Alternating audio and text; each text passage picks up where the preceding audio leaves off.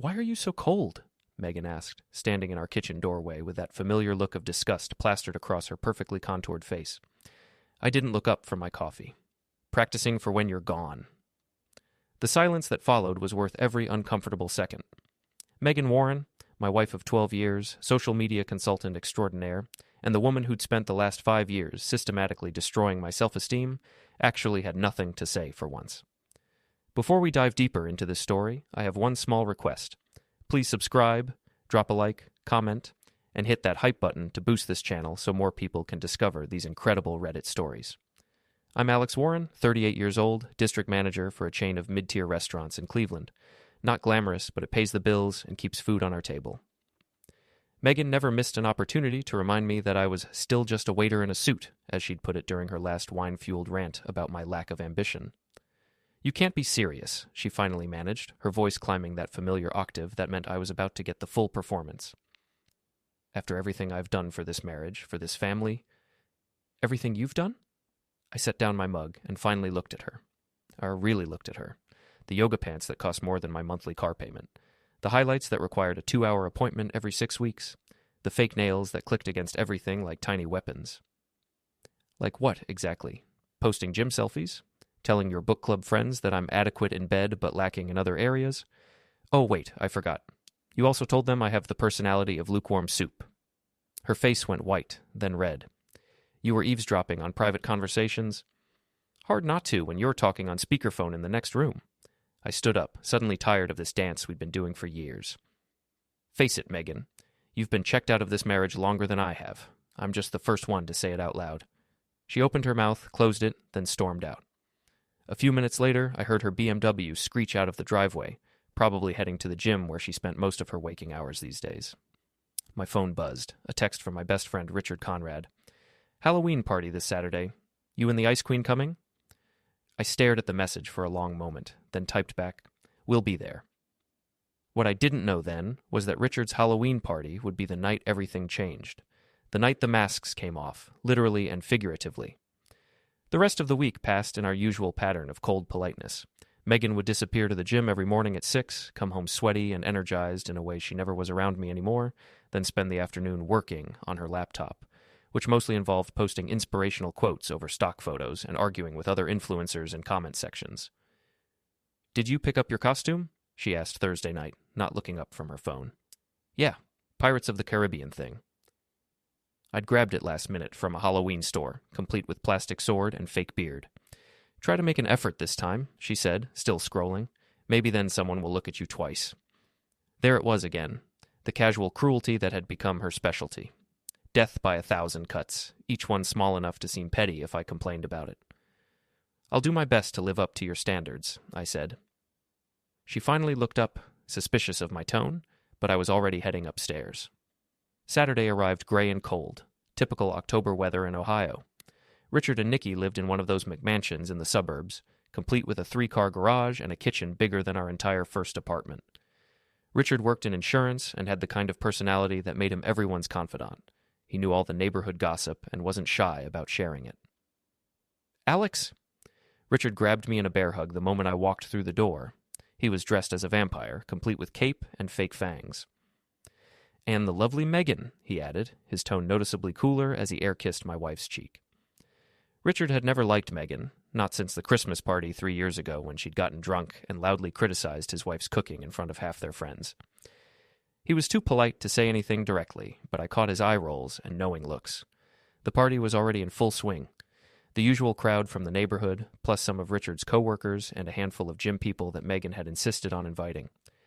I recognized most of them, the hardcore fitness crowd that treated their bodies like temples and everyone else like heathens. "Alex, you remember Dominic Reyes," Megan said, appearing at my elbow with a man I definitely remembered, though I wished I didn't. Dominic was everything I wasn't. 6'2", muscles that strained against his tight Captain America costume, dark hair pulled back in a ponytail that somehow looked rugged instead of ridiculous. He worked as a supervisor at one of the factories outside town, spent his free time at the gym, and had the kind of easy confidence that came from never doubting your place in the world. "Hey, man," Dominic said, extending a hand that engulfed mine. "Great party." "Yeah, Richard always goes all out," I replied, trying to match his grip without making it obvious. Dominic's been helping me with my training program, Megan said, and something in her voice made me look at her more closely. There was a flush in her cheeks that wasn't from the wine, and she was standing just a little too close to him. That's nice, I said.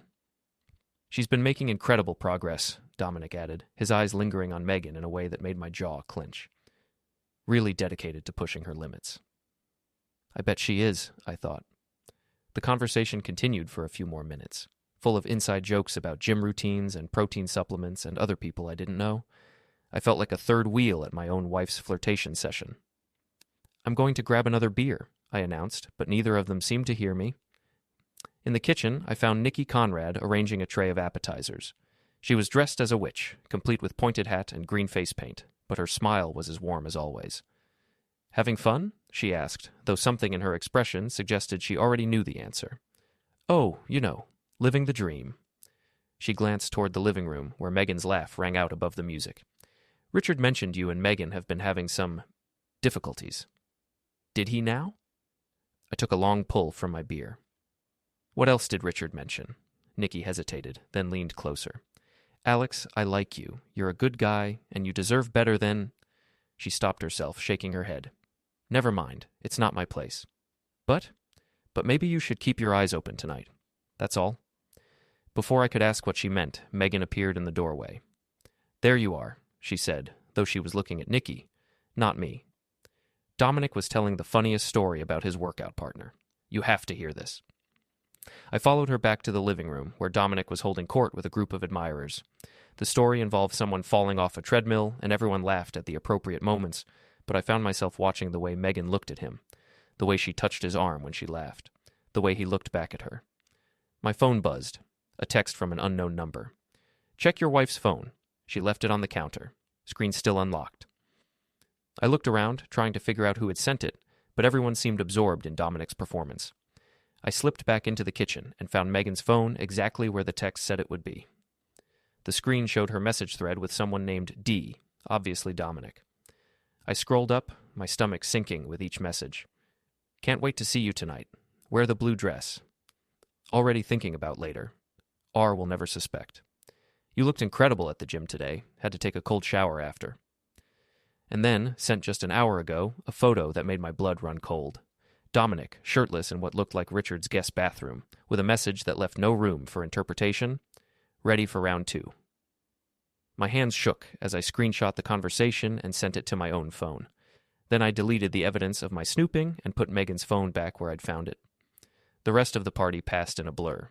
I smiled when I was supposed to smile, laughed when I was supposed to laugh, and made small talk with people whose names I forgot the moment they walked away. All the while, I watched my wife and her lover pretend they were just friends, just workout partners, just two people who happened to find each other hilarious. Around midnight, I saw them slip away from the main party. I waited 5 minutes, then followed. The guest bedroom door was closed, but I could hear voices inside. Low, intimate, urgent. I pressed my ear to the wood and heard enough to confirm what I already knew. We have to be careful, Megan was saying. Alex is already suspicious. So leave him, Dominic replied. You said yourself he's a loser. No ambition, no passion, no. It's not that simple. There's the house, the finances, his restaurant connections. I need to do this right. What about Susie? She's starting to ask questions. There was a pause. Then Megan's voice, cold and calculating. Susie will do what she always does, whatever I tell her to do. I backed away from the door, my heart pounding. Susie Reyes, Dominic's wife, Megan's best friend since college. Sweet, trusting Susie, who probably had no idea her husband was planning to leave her for her best friend. I made it back to the main party just as Richard appeared with my coat. You okay, man? You look like you've seen a ghost. Just tired, I managed. I think I'm going to head home. Where's Megan? She'll find her own way home. Richard studied my face for a moment, then nodded. Drive safe. I was halfway to my car when I heard footsteps behind me. I turned to find Nikki hurrying across the driveway, still in her witch costume but with the hat missing. Alex, wait. She pressed something into my hand, a small USB drive. You need to see what's on this. It'll answer your questions. What questions? The ones you should be asking. She glanced back at the house where the party was still going strong. I'm sorry. I should have said something sooner, but I hoped I was wrong. About what? But she was already backing away. Watch the video, then decide what you want to do about it. I drove home in a daze, the USB drive burning a hole in my pocket like a piece of radioactive material. Our house felt different when I walked in, colder, emptier, like a stage set for a play I didn't want to be in anymore. I sat at my computer for a long time before finally plugging in the drive. The video file was labeled Halloween Party Security Cam Bedroom. Richard and Nikki had security cameras throughout their house, a fact that apparently Megan and Dominic had forgotten in their rush to find somewhere private. The timestamp showed 11:47 p.m. I watched my wife of 12 years kiss another man with a passion I hadn't seen from her in years. Watched her tell him she loved him. Watched her promise to find a way to end our marriage without losing half our assets. But the real shock came at the end of the video when a third figure entered the frame. Susie Reyes stood in the doorway for a long moment, watching her husband with her best friend. And then, instead of the anger or heartbreak I expected, she smiled. A cold, calculating smile that looked disturbingly familiar. She pulled out her phone and started recording. The video ended there, but I sat staring at the blank screen for another hour, pieces of a puzzle clicking into place in my mind. Susie's strange behavior at the party, the way she'd seemed almost eager when Megan brought up Dominic, the text that had led me to Megan's phone. My wife was cheating on me with her best friend's husband. Her best friend knew about it and was documenting it for reasons I couldn't fathom, and all three of them seemed to think I was too stupid or too weak to figure it out. They were about to learn how wrong they were. I didn't sleep that night. Instead, I sat in my home office making lists and plans with a methodical precision that had made me good at my job. Restaurant management taught you to think several steps ahead, to anticipate problems before they happened, and to have contingency plans for everything. By morning, I had a strategy. Megan came home around 10 a.m., looking like she'd spent the night at a spa instead of destroying our marriage. Her hair was perfect, her makeup fresh, and she moved with the satisfied confidence of someone who thought she'd gotten away with something. "Good party last night," she said, pouring herself coffee like nothing had happened. "Yeah, Richard always knows how to throw them." I kept my voice neutral, friendly even. "You seem to have a good time." "Dominic is hilarious. You should get to know him better." The audacity was breathtaking. She was literally suggesting I become friends with the man she was planning to leave me for. "Maybe I will," I said. "In fact, I was thinking of joining that gym you're always going to. Get back in shape." For just a moment, her composure slipped. "You? At the gym?" "Why not? You're always saying I should take better care of myself." She recovered quickly. "Of course. I think that's a great idea. I could introduce you to some people." "That's okay. I prefer to make my own first impressions." My phone buzzed with a text from an unknown number. "We need to talk. Coffee at 2? The Starbucks on Maple. S. Susie." I showed Megan the message. "Susie wants to meet for coffee. Any idea what that's about?" Megan's face went carefully blank. "No idea. Maybe she wants to plan something for Dominic's birthday next month." Another lie. Dominic's birthday was in March. I'd been to enough of his parties over the years to remember. "I'll see what she wants," I said. The Starbucks on Maple was busy with the usual Sunday afternoon crowd, families with kids, college students with laptops, couples on dates. Susie was already there when I arrived, sitting in a corner booth with her hands wrapped around a large coffee like she was trying to warm herself from the inside out. Susie Reyes was the kind of woman people described as cute, petite, blonde, with the sort of bubbly personality that made her popular at PTA meetings and neighborhood barbecues. She'd been Megan's best friend since college, the maid of honor at our wedding, and the godmother to our kids. If you'd asked me a week ago, I would have said she was one of the most genuinely nice people I knew. Looking at her now, I realized how little I actually knew about anyone. "Thanks for coming," she said as I sat down across from her. "Your message made it sound important." She studied my face for a long moment. "You know, don't you?" There was no point in pretending. "About Megan and Dominic? Yeah, I know." Her shoulders sagged with what looked like relief. "How long have you known?" "Since last night. The question is, how long have you known?" 3 months. She took a shaky sip of her coffee. I found texts on his phone. At first, I thought it was just some random woman from the gym. Then I saw them together at the grocery store, and the way they looked at each other. She trailed off, staring into her cup. "Why didn't you tell me?" "Would you have believed me?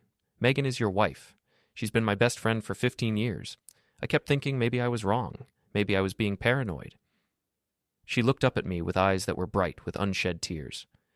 "And then I started paying attention to the things she said about you. What kind of things? Cruel things. Things a wife shouldn't say about her husband, especially not to his friends. Susie reached into her purse and pulled out her phone. She sent this to our group chat last week. She showed me a screenshot of a text conversation between Megan and what looked like 4 or 5 other women. The message that made my stomach clench was from Megan. Alex got another promotion at work. Still basically a glorified waiter, but now he gets to wear a tie while he disappoints people. At least he's consistent. The responses were a mix of laughing emojis and sympathetic comments, but what struck me was how casually cruel it was. This wasn't venting to a friend. This was public humiliation disguised as humor. There are more, Susie said quietly. Lots more. About your appearance, your personality, your performance in bed. She's been systematically destroying your reputation with everyone in our social circle for months. I handed her phone back, trying to process this information. Why are you showing me this? Because you deserve to know, and because... She hesitated, then seemed to make a decision. Because they are planning something, Alex. Something worse than just an affair. What do you mean? I overheard them talking last week. They're not just planning to have Dominic leave me and Megan leave you, they're planning to destroy you in the process. Make it look like you were abusive, controlling, maybe even violent. Megan's been documenting every argument you've had, taking photos of herself after she's been to the gym and claiming you caused the bruises. The coffee shop suddenly felt too hot, too crowded, too loud. That's insane. Is it? Think about it. If she can prove you were abusive, she gets everything in the divorce.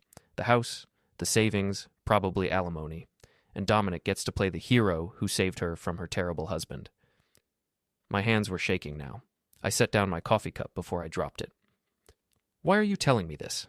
Megan is your best friend. Susie's expression hardened. Megan stopped being my friend the moment she decided to destroy 2 marriages for her own entertainment. And Dominic... She paused, choosing her words carefully. Dominic has been emotionally abusive for years. Not physically, but he has ways of making me feel small, worthless, like I should be grateful he puts up with me. I've been planning to leave him anyway. This just gives me the ammunition I need. So what do you want from me?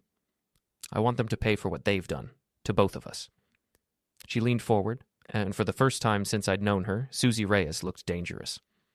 I want revenge, Alex, and I think you do too. She was right. Sitting there in that crowded coffee shop, listening to the systematic way my wife had been destroying me behind my back, I felt something cold and hard settle in my chest. Not just anger. I'd been angry before. This was something deeper, more focused. This was hatred. What did you have in mind? Susie smiled, and it wasn't her usual sweet, bubbly expression. This smile had teeth. I've been documenting everything. Photos, videos, text messages, financial records. I know about the credit card Dominic opened to buy her gifts.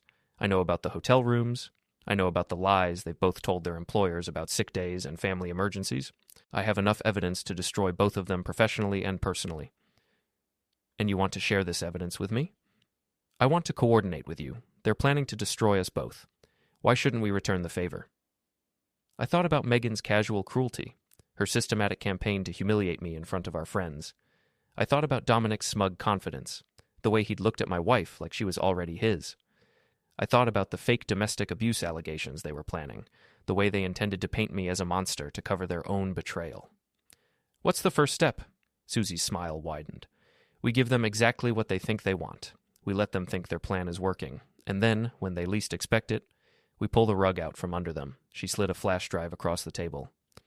Everything I have is on there. Photos, videos, financial records, text messages.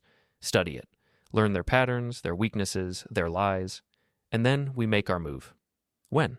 Soon. Megan's planning some kind of influencer event at the gym next weekend. Big crowd, lots of social media coverage. She wants to announce her fitness transformation journey and introduce her amazing trainer to her followers.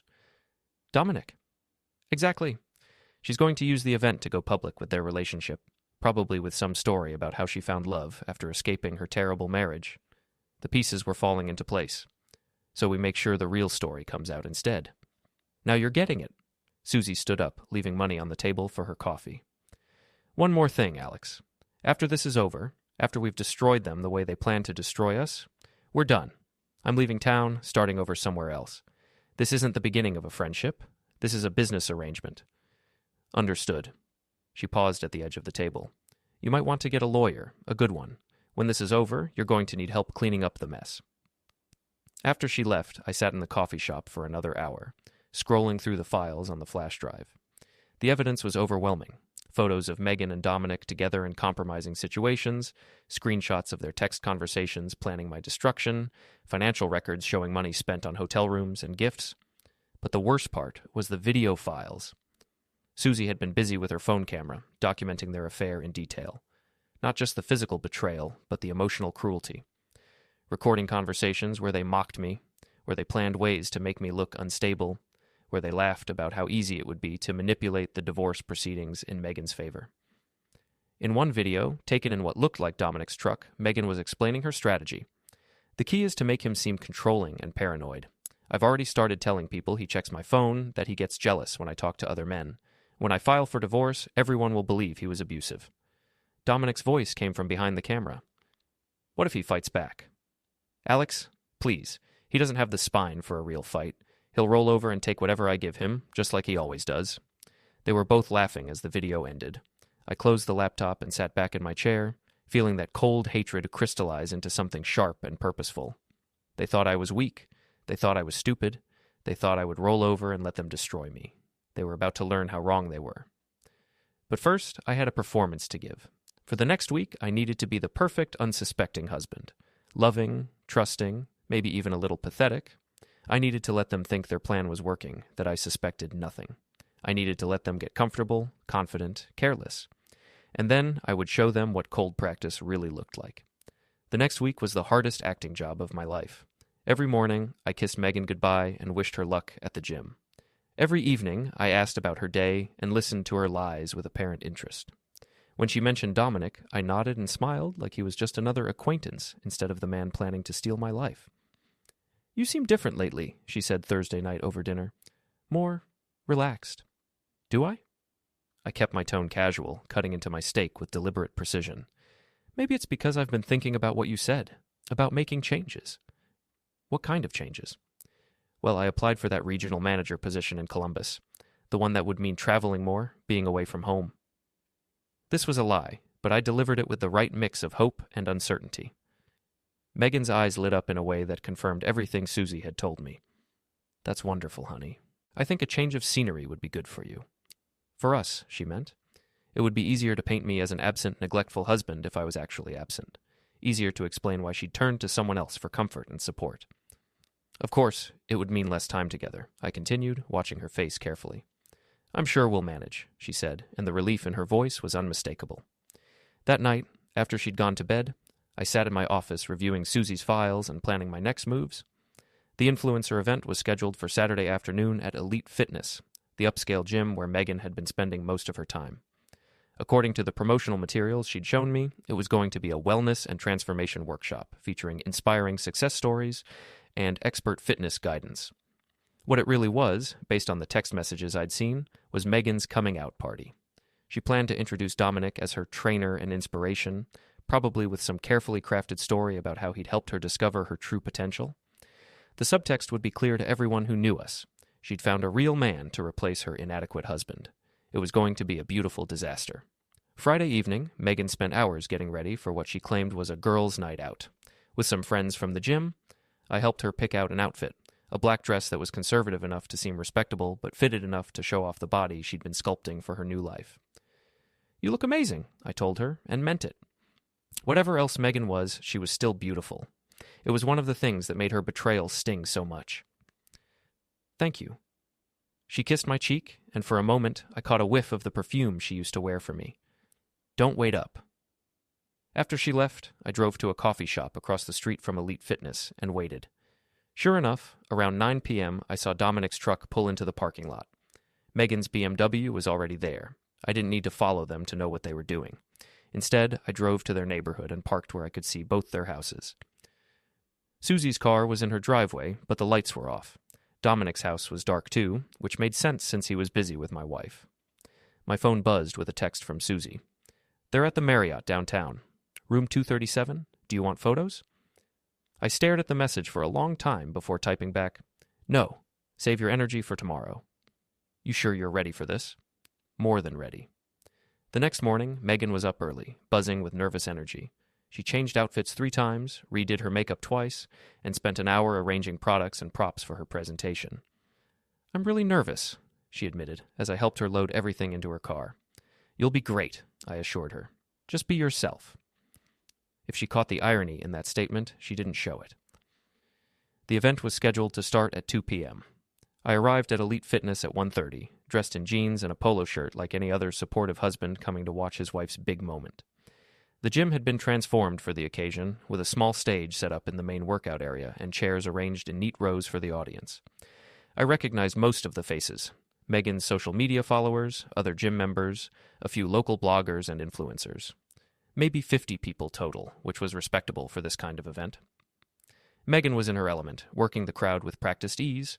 She'd always been good at this kind of performance, making everyone feel like they were her personal friend while subtly promoting whatever she was selling. Today, she was selling a story of transformation and empowerment, with herself as the inspiring protagonist. "Ladies and gentlemen, thank you so much for coming out today," she began, taking the microphone with confident hands. 6 months ago, I was stuck in a rut. I was going through the motions of my life, but I wasn't really living. I felt trapped, unappreciated, like I was settling for less than I deserved. The audience murmured sympathetically. Several people glanced in my direction with expressions that ranged from pity to barely concealed judgment.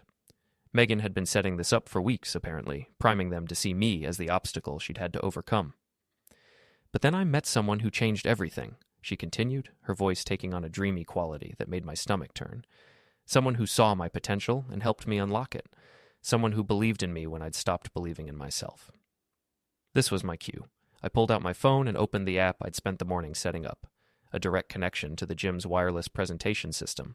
It had taken some creative social engineering with the IT guy who'd installed their equipment, but I'd convinced him I was helping Megan with a surprise video montage for her presentation. "Ladies and gentlemen," Megan said, gesturing toward the side of the stage, "I'd like you to meet my trainer, my inspiration, and my—" "Your married lover?" I said, loud enough for everyone to hear. The room went dead silent. Megan froze with her arms still extended, her mouth open in shock. Dominic, who'd been waiting in the wings, stepped onto the stage with a confused expression. "What the hell are you doing here?" he demanded. "Supporting my wife," I said, standing up so everyone could see me. Although I have to admit, I'm curious about how she was planning to finish that sentence. "Your trainer, your inspiration, and your what, Megan?"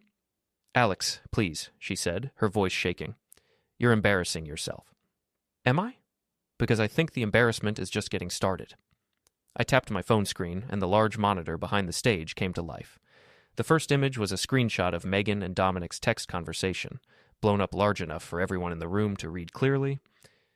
"Can't wait to feel you inside me again," appeared in Megan's distinctive purple text bubble, followed by Dominic's response. "Your husband doesn't deserve you.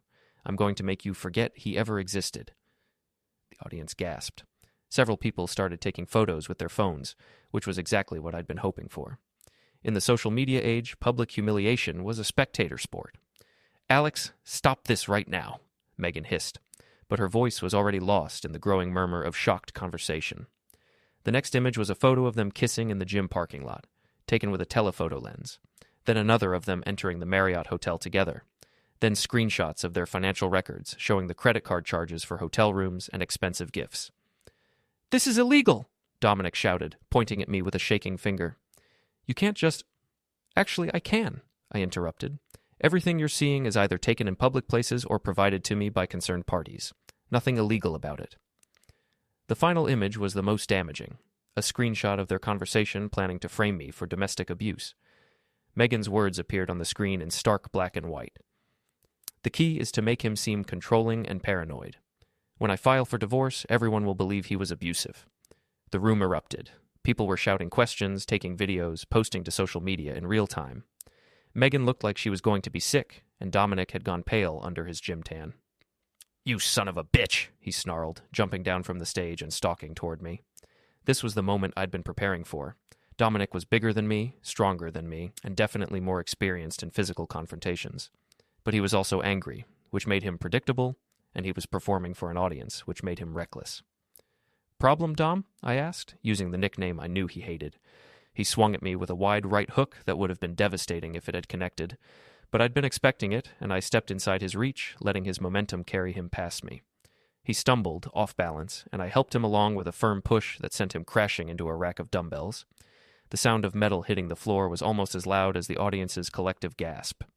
"Jesus, Dominic," I said, loud enough for everyone to hear. "I know you're upset about getting caught, but there's no need for violence." He scrambled to his feet, his face red with rage and embarrassment. "You think you're so smart, don't you? You think this changes anything?"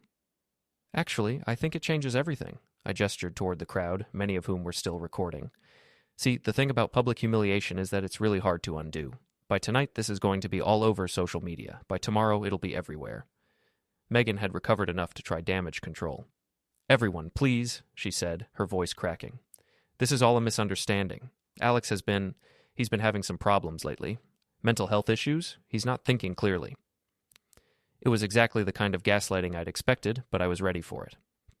"Mental health issues?" I repeated. "That's interesting, because I have recordings of you and Dominic discussing how to fake exactly those kinds of claims." I held up my phone. "Would you like me to play them for everyone?" Her face crumpled.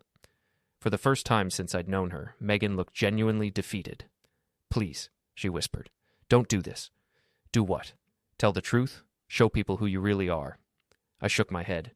"You had months to think about what this would do to me, to our marriage, to our friends. You planned every detail of how to destroy my reputation and steal my life. And now you want mercy?" "Alex, I told you I was practicing being cold," I said, loud enough for the whole room to hear. "This is what I was practicing for."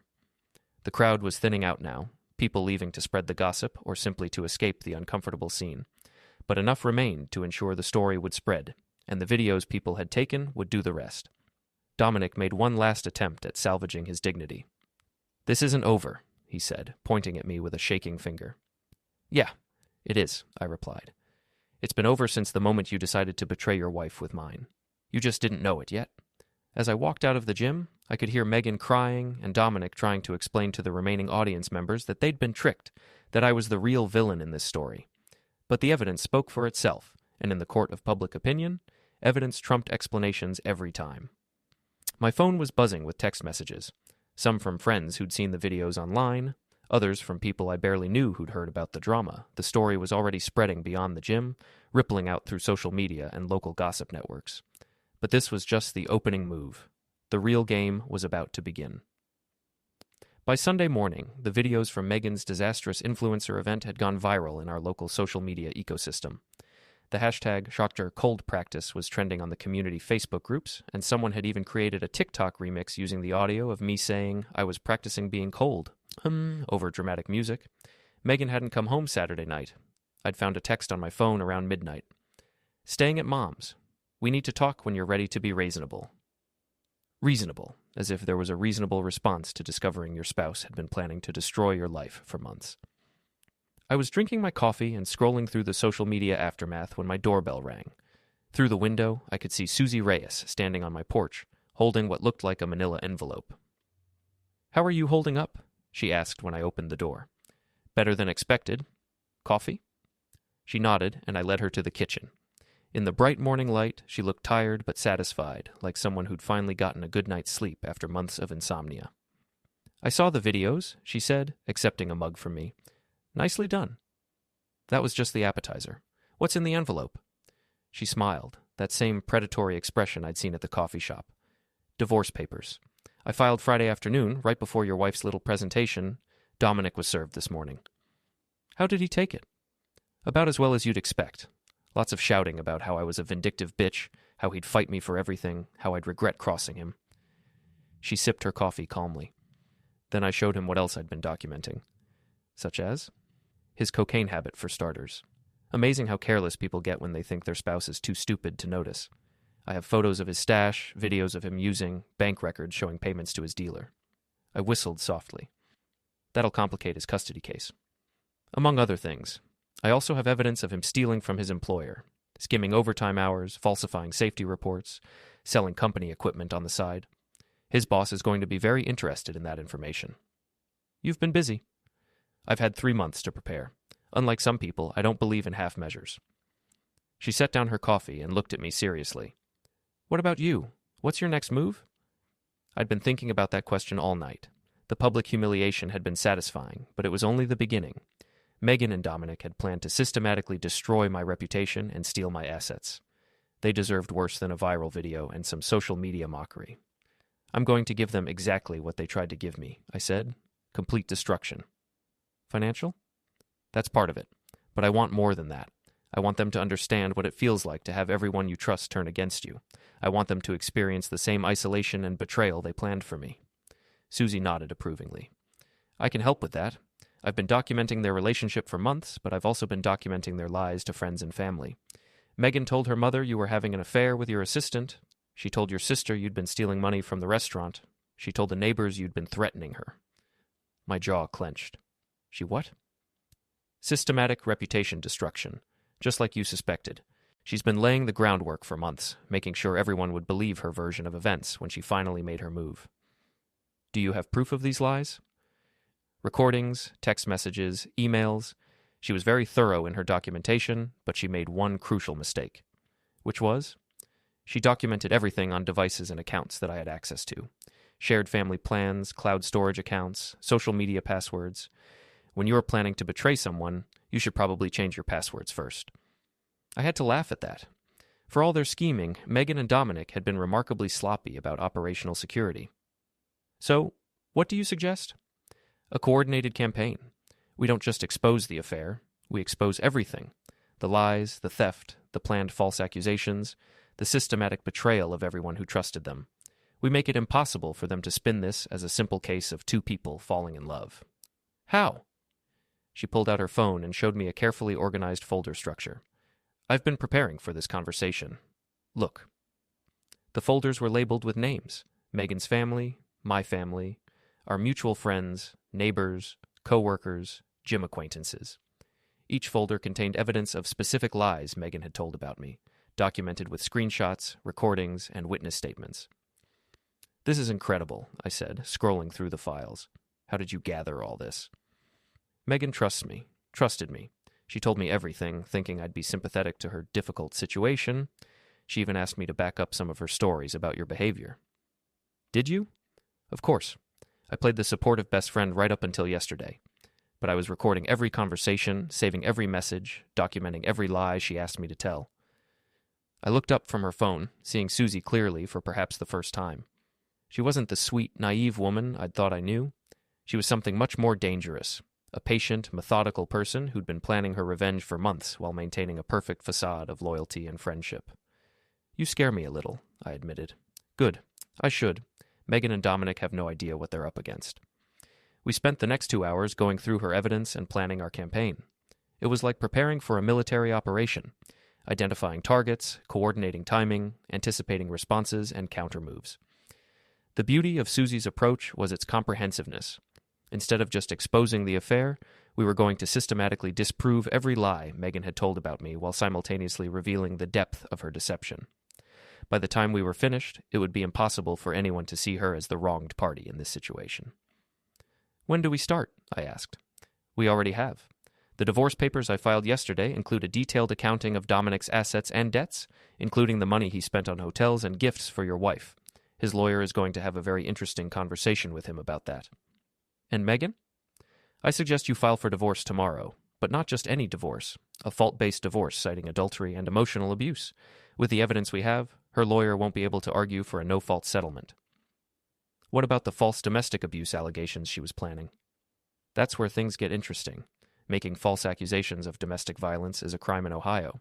If we can prove she was planning to file false police reports, and we can, she could face criminal charges. I felt that cold satisfaction settling in my chest again. You really have thought of everything. I've had a lot of time to think, and a lot of motivation.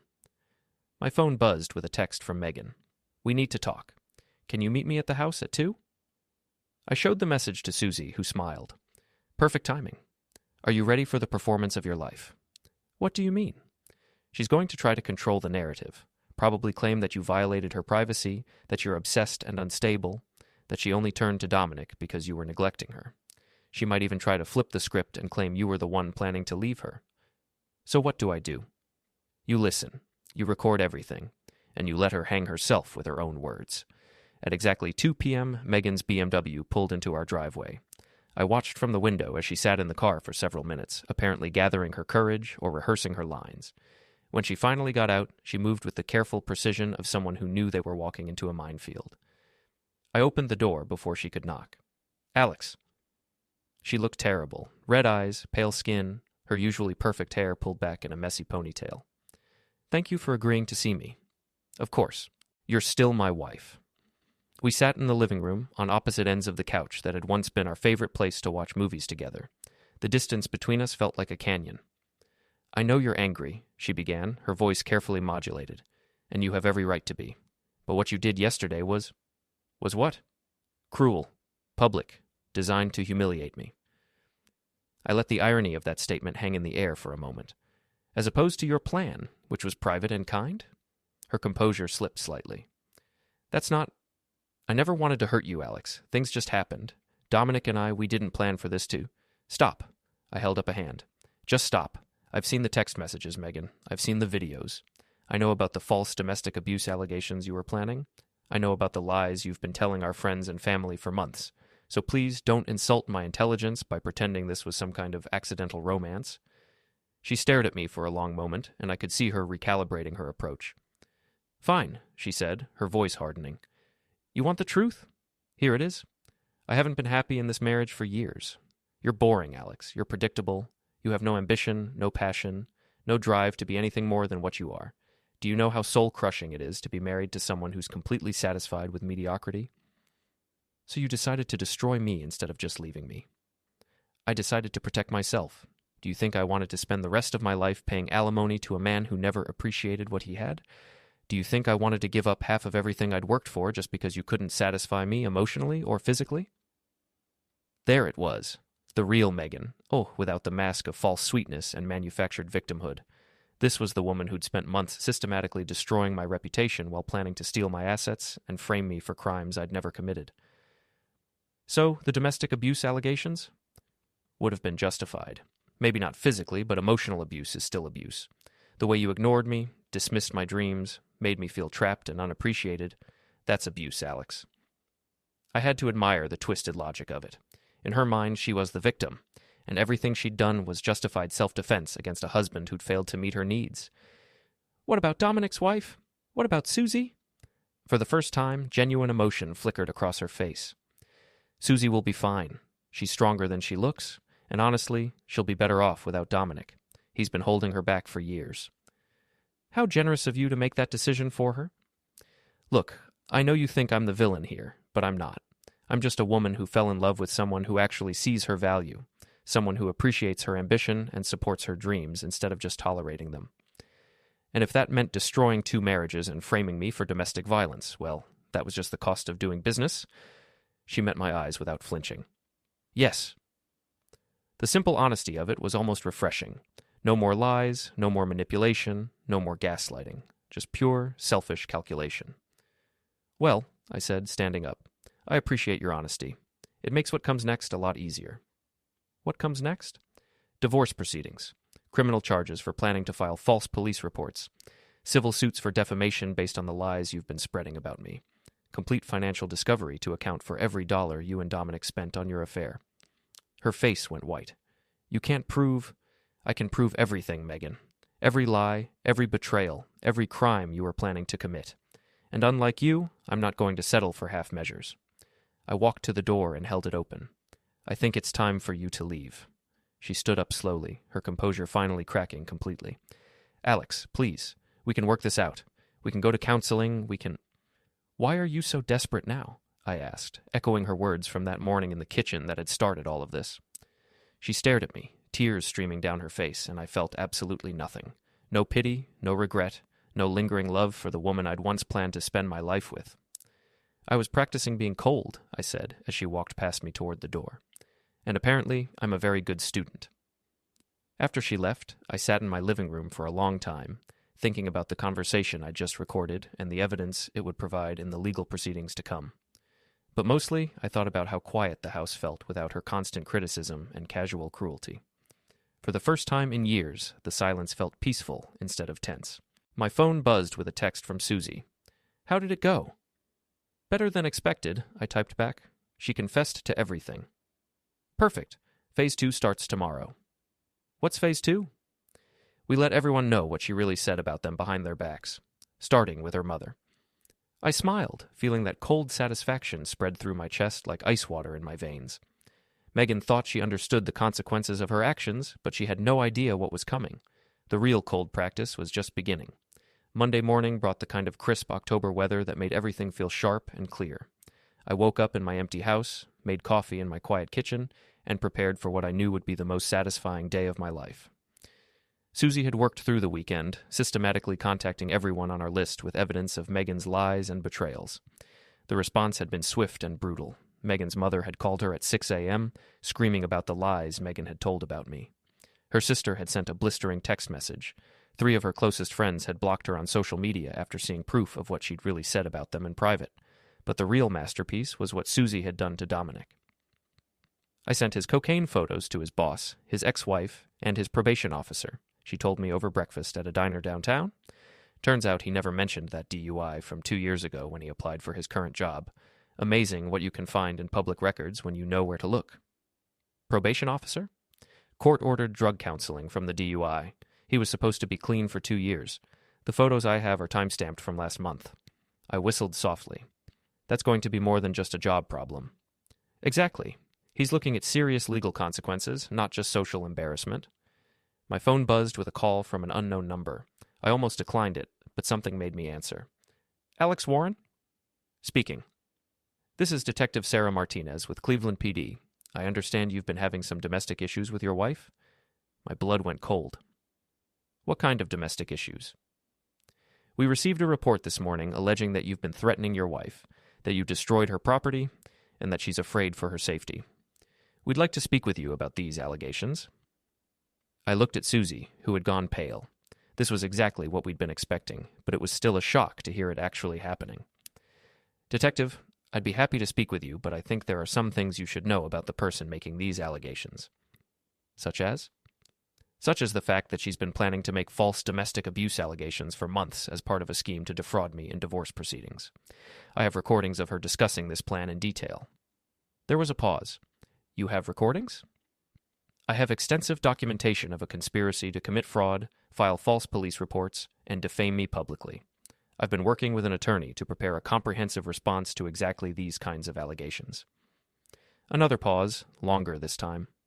Mr. Warren, I think we need to meet in person. Can you come to the station this afternoon? Of course. Should I bring my attorney? That would be advisable. After I hung up, Susie reached across the table and squeezed my hand. This is it, she said. This is what we've been preparing for. Are you sure the evidence will hold up? Alex, we have her on video discussing plans to file false police reports. We have text messages detailing exactly how she planned to manipulate the system. We have financial records showing she's been systematically preparing for a fraudulent divorce. Any competent detective is going to see through her lies in about 5 minutes. She was right, but my hands were still shaking as I called my attorney. The lawyer I'd hired, Rebecca Chen, recommended by a colleague who'd gone through a nasty divorce, was exactly the kind of sharp, no-nonsense professional I needed for this situation. They move faster than I expected, she said when I explained the situation. But we're ready for this. Bring all the evidence files to my office, and we'll go to the police station together. 2 hours later, I was sitting in a sterile interview room at the Cleveland Police Department, watching Detective Martinez review the evidence that would destroy my wife's credibility forever. This is extensive, she said, scrolling through the files on her laptop. You've been documenting this for how long? The affair? About a week. But the systematic campaign of lies and planned false allegations? That goes back months. She clicked on one of the audio files, a recording of Megan explaining to Dominic how she planned to manipulate the police and court system. The key is to make him seem controlling and paranoid. Megan's voice filled the small room. I've already started telling people he checks my phone, that he gets jealous when I talk to other men. When I file the police report, everyone will believe he was abusive. Detective Martinez stopped the recording and looked at me with something like sympathy. Mr. Warren, I have to ask, did you ever threaten your wife or damage her property? Never. The only property damage was what I did to her lover's truck, and that was after I discovered their affair. And the threats she's alleging? Complete fabrication. But I have recordings of her admitting that she was planning to make false allegations. The detective nodded and made some notes.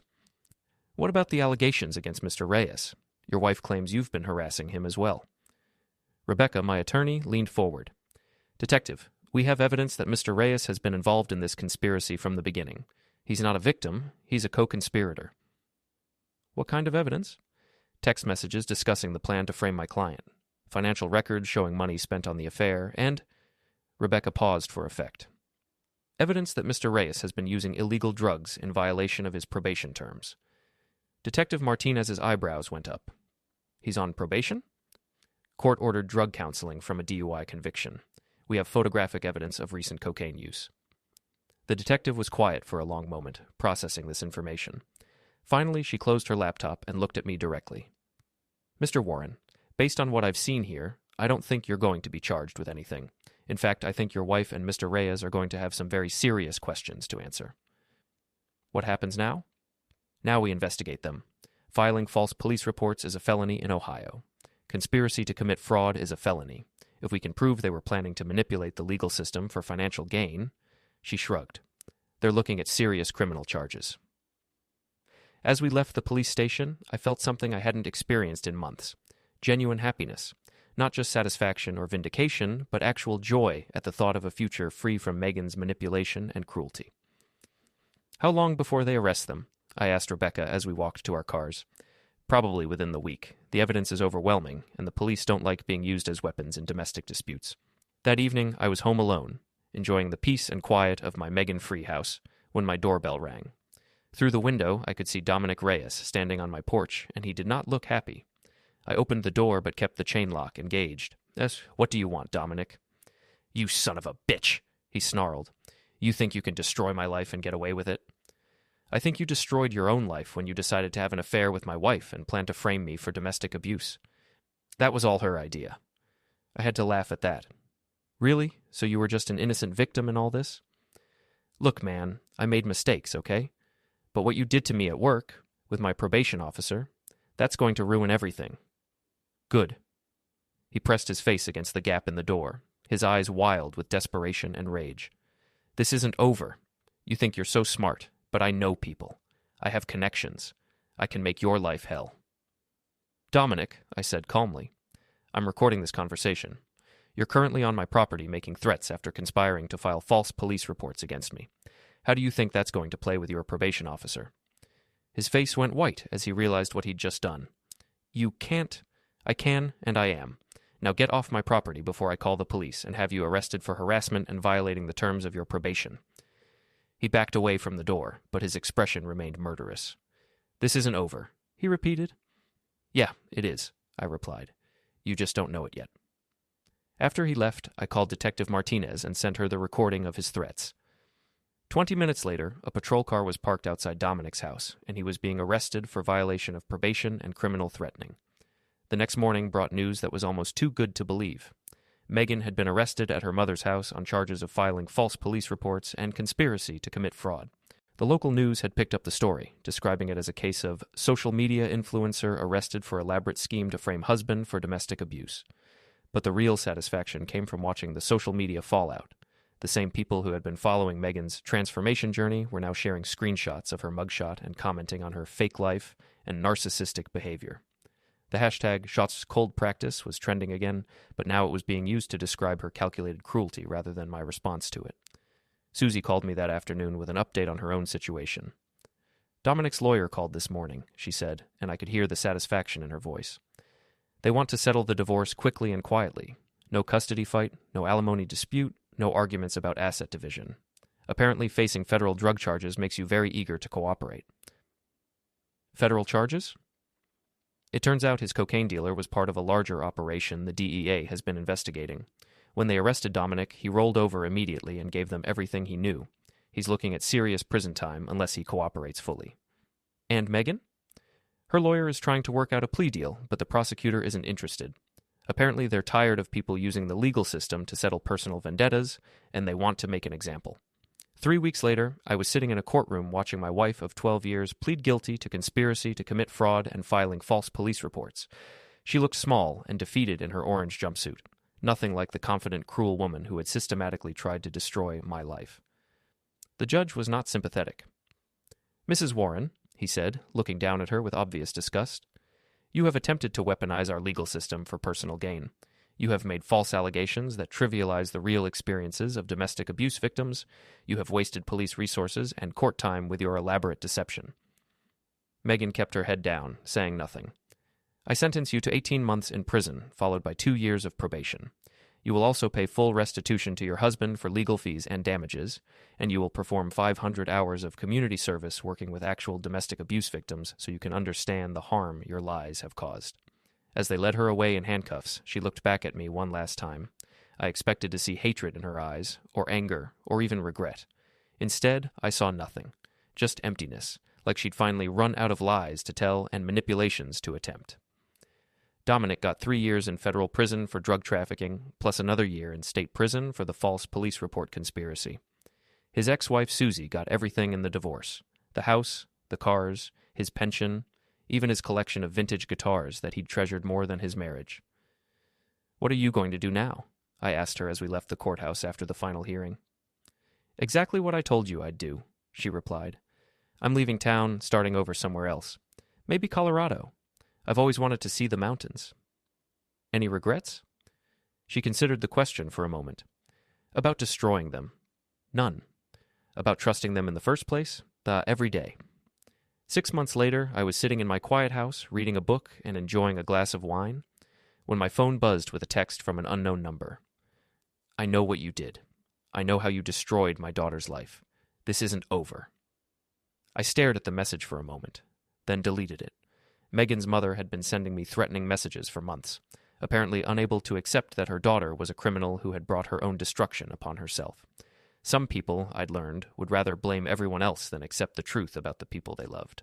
But I wasn't worried about Megan's mother, or her remaining friends, or anyone else who wanted to paint me as the villain in this story. I had something they didn't have: the truth, documented and proven in a court of law. I had won, completely and utterly. My wife and her lover were in prison. My reputation was restored. My assets were protected. My future was my own again. I had practiced being cold, and I had learned the lesson perfectly. The only sound in my house was the quiet tick of the clock on the mantel, marking time in a life that was finally, peacefully mine again.